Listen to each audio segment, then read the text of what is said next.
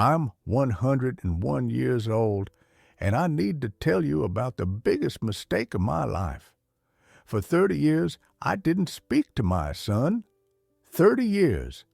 That's more than a decade longer than some people live their entire lives. And the worst part, I convinced myself that the silence was safer, that not speaking was somehow protecting us both. I was wrong, and I'm going to tell you exactly how I destroyed the most important relationship of my life. One day of stubborn silence at a time. My name doesn't matter. What matters is that I've lived long enough to see almost everything, and I can tell you with absolute certainty that most of the things we think will kill us won't. But silence? Silence will kill every relationship you have if you let it, and I let it. It started with an argument. That's how these things always start, isn't it? Something that seems so important in the moment, but becomes completely meaningless when you look back. My son was 32 years old. I was 71. He had just told me he was getting divorced, his second divorce. And instead of supporting him, instead of being the father he needed, I said things I can never take back. I told him he was a failure. I told him he couldn't commit to anything. I told him he was just like his mother, who had left me when he was 10 years old. I said these things because I was angry. Not at him, really. I was angry at life, angry at getting old, angry at feeling irrelevant, and I took it out on the one person who still cared enough to share his pain with me. He stood there in my living room, and I watched something die in his eyes. He didn't yell back. He didn't argue. He just looked at me for a long moment, and then he said very quietly, "I thought you of all people would understand." And he walked out. That was the last conversation we had for 30 years. In the beginning, I told myself I was right. He needed to hear the truth. He needed tough love. He needed to grow up and take responsibility. I told myself that he would come back when he was ready to apologize. Days turned into weeks.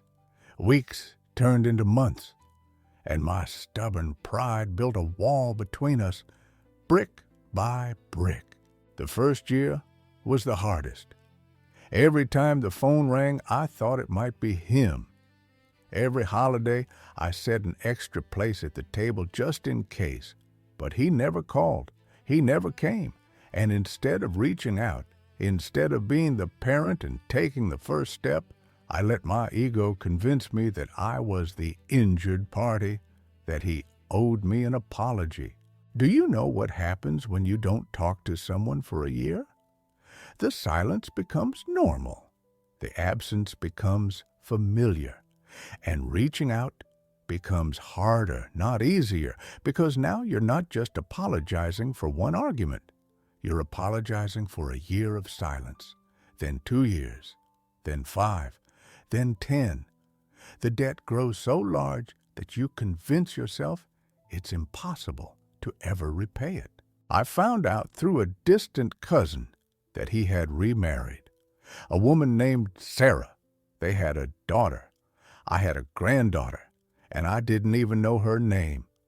The cousin showed me a picture at a family funeral, a little girl with dark curls and my son's eyes, my granddaughter, and I felt something crack inside my chest that had nothing to do with my age.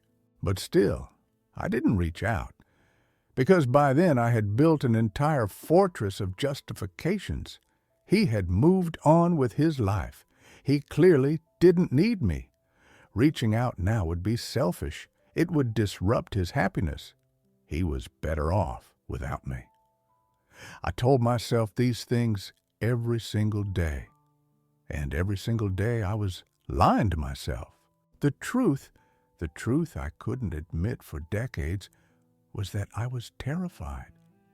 Terrified that if I reached out, he would reject me. terrified that he would tell me he didn't forgive me, terrified that I had hurt him so badly that there was no coming back from it. So I chose the certainty of silence over the risk of rejection. I thought silence was safer. I watched my life continue without him in it. I turned 80, then 85, then 90. My health started failing. I had a stroke at 87 that left me partially paralyzed for 6 months. I recovered mostly, but I was slower, weaker, more fragile. And through all of it, through every hospital stay and every close call, I wondered if he knew, if he cared, if somewhere out there he thought about his father, who hadn't spoken to him in decades. At 93, I decided to write him a letter. I sat at my desk for hours with a pen and paper, trying to find the words. How do you apologize for 23 years of silence? How do you explain that your pride was more important to you than your only child? I wrote draft after draft, filling my wastebasket with crumpled failures, and in the end, I never sent any of them. Because what if he didn't write back? What if the silence continued, but now I would know for certain that he had chosen it? I think that's when I truly understood what I had done. I hadn't just lost 30 years with my son. I had lost 30 years of being a father. I had lost watching my granddaughter grow up. I had lost birthday parties and holidays and phone calls and Sunday dinners. I had lost the chance to meet his wife, to see what kind of man he had become, to know if he was happy. I had traded all of that for the cold comfort of being right. The reconciliation, when it finally came, wasn't what I expected. It wasn't dramatic or emotional. It was quiet and sad and far too late. I'm 101 years old now. Last year, he found me. He's 62 now, retired, with gray hair and lines around his eyes that weren't there before. He walked into the nursing home where I live now, and I almost didn't recognize him. He sat down across from me, and for a long moment, we just looked at each other. 30 years of absence sitting between us like a canyon. And then he said, I need to know why. Before you die, I need to know why you chose silence over me. And I told him the truth. The real truth, not the justifications I had told myself for decades. I told him I was afraid. I told him I was proud. I told him I was wrong. I told him that not a day had gone by that I didn't think about him, and that not a day had gone by that I didn't talk myself out of calling him. I told him I was a coward who valued his ego more than his son. He listened. He didn't interrupt. And when I was finished, he said, I waited for you to call. Every birthday, every Christmas, every time something good happened or something bad happened, I waited for you to choose me, and you never did. His voice was steady, but I could see the pain in his eyes. The same pain that had been there 30 years ago when he walked out of my living room. I asked him if he could forgive me, and he said something I'll never forget. He said, I forgave you a long time ago. I had to for my own peace. But forgiveness doesn't erase the lost time. It doesn't bring back the 30 years. It doesn't give me back my father. We talk now sometimes. Phone calls every few weeks, short visits.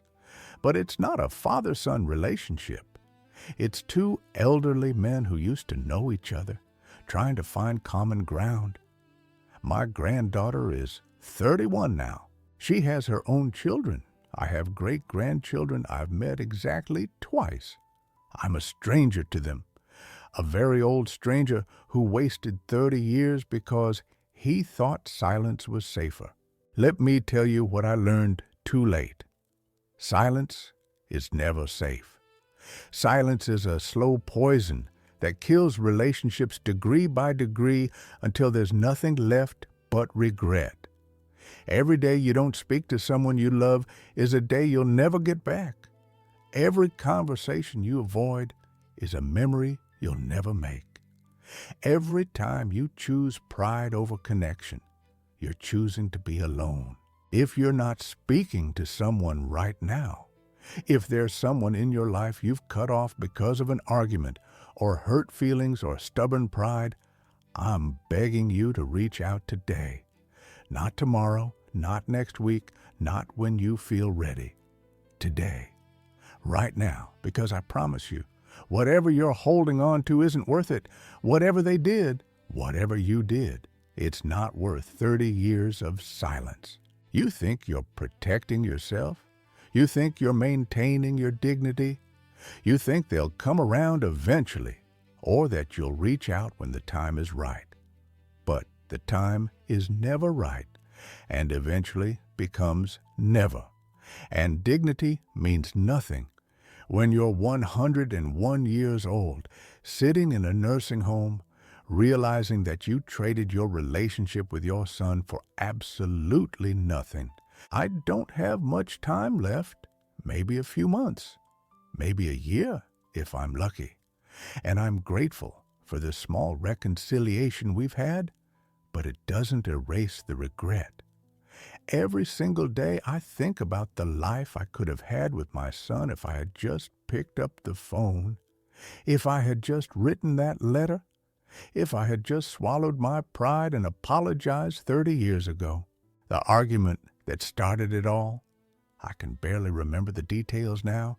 Something about divorce and disappointment and expectations. It seems so incredibly stupid now, so meaningless. I let something completely meaningless destroy the most meaningful relationship in my life. Don't do what I did. Don't convince yourself that silence is safer. It's not. Silence is the most dangerous thing you can choose because it feels like you're not choosing anything. But every day of silence is an active choice to stay separated. Every day you don't reach out is a day you're choosing pride over love. I'm 101 years old, and I've learned this. You can be right, or you can have a relationship. You rarely get both. And being right means nothing when you're alone. If there's someone you need to call them now. If there's someone you need to apologize to, apologize today. If there's a relationship you've let slip away because of pride or fear or stubbornness, go get it back while you still can. Don't wait 30 years. Don't wait until you're 101. Don't wait until all you have left is regret. The silence isn't protecting you, it's killing you, and it's killing them too. Choose connection over pride. Choose love over being right. Choose conversation over silence. Because I promise you, from the bottom of my 101-year-old heart, silence is never safer. It's just lonelier.